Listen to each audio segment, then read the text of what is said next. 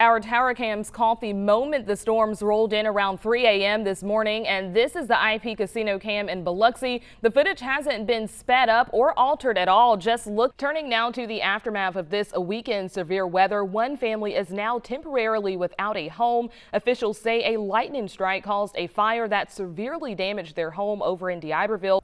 Minneapolis on edge today as the high-profile trial of former officer Derek Chauvin is slated for tomorrow. Up next, why communities that are distrustful of the police are taking safety concerns in their own hands. While COVID-19 case numbers go down and vaccination totals rise, there are also still questions among Mississippi's minority communities about health care during the pandemic. This morning, well over 300,000 Mississippians are fully vaccinated against COVID-19, and in just a few hours, a new way to get your vaccine appointment will be available.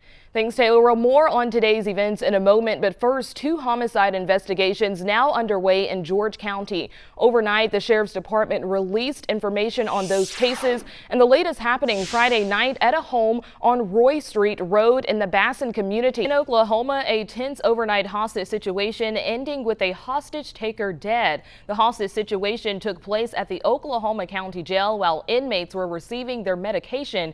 An inmate held what may have been a makeshift weapon to a guard's throat and took his keys and radio. And check this out. Get this man some free Chick-fil-A. That's what commentators are posting in response to this video from Jacksonville, Texas. The video shows police pursuing a suspect when the persons run near a Chick-fil-A drive-thru. 16 passengers can fly to the North Pole and have a picnic on the ice cap. Now, the trip costs nearly $233,000 for a 2-person cabin. Well, yeah, I got tripped up reading that because the price just threw me off. Right? It's a big no. Springsteen is scheduled to perform 30 shows through early September.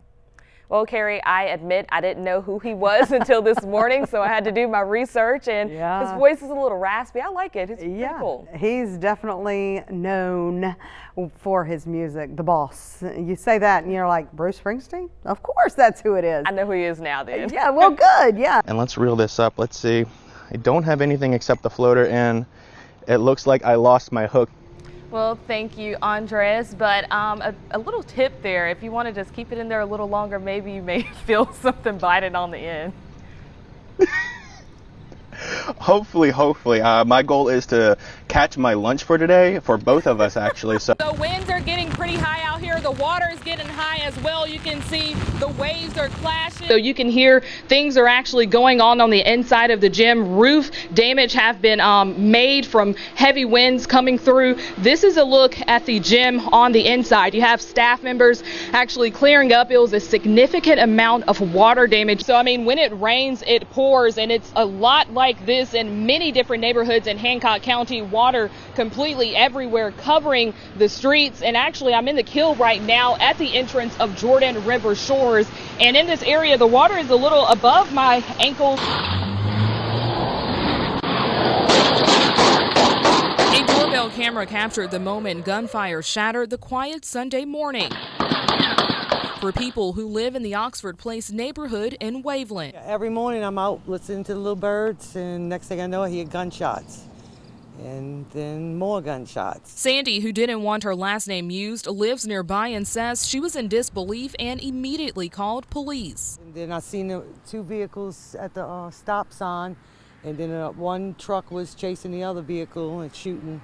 I don't know who was shooting at who, but they were shooting. Waveland Police Chief Michael Prendergrass describes this as a drug deal gone wrong. So far, 21-year-old Daquan DeMarco Perkins and 18-year-old Keith Jashawn Cooper, both of Gulfport, have been arrested. Well, we're in the early stage of this investigations, and so far we've learned that this turned out where these guys had met up, and when the subjects fled the scene that they were dealing with, started pursuing them, and the ones that were being chased was shooting back at the guy that they just ripped. Chief Prendergast says both Perkins and Cooper were being chased by the Waveland resident receiving the drugs, who has not yet been identified nor arrested, but charges are pending. I was shocked because my son actually called me because his friend lives on Cambridge, 2 streets down, and asked if I was okay. And so he called me at work, and I answered the phone, thank goodness,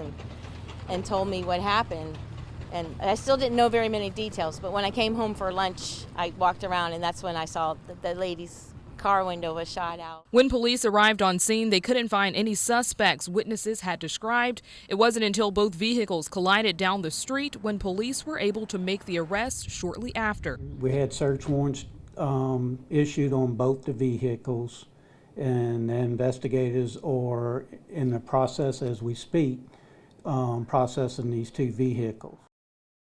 No matter what I do, he's never coming home. In the last 6 months, Keisha Horsley replays January 3rd over and over in her mind. I was sitting on my couch at the apartments in Pascagoula, and I heard shots.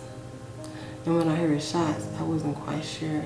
I'm like fireworks or something. Those sounds were the gunshots that took her only child, TJ, Travis Reddix Jr.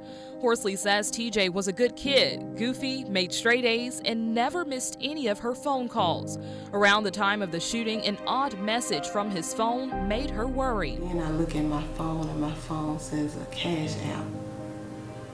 And I'm like, cash out? No, my baby ain't gave nobody his money. Horsley immediately began calling TJ's phone, and he never picked up. I went outside, and from outside, I could hear I guess people from the scene, talking. And I'm like, this is my son, just this is my son. I'm like, his hair, he got the crinkly hair, and, he got on boots, and there's a body laying there, and it looked like my baby. Her son's murder is a tragedy she never imagined, and her pain grows every day knowing her son's killer has not been found. I've passed out flyers. I've asked people to come forward. I've actually gone to different houses, talked to people in that area. Pascagoula Police Chief Matt Chapman says to speed up the investigation, a new investigator has been assigned to the case, serving as a new set of eyes. Chief Chapman says this is a slow-moving process, but hard work is being done to get justice for Reddix. We're on the third detective, I don't know. I just want justice for my baby.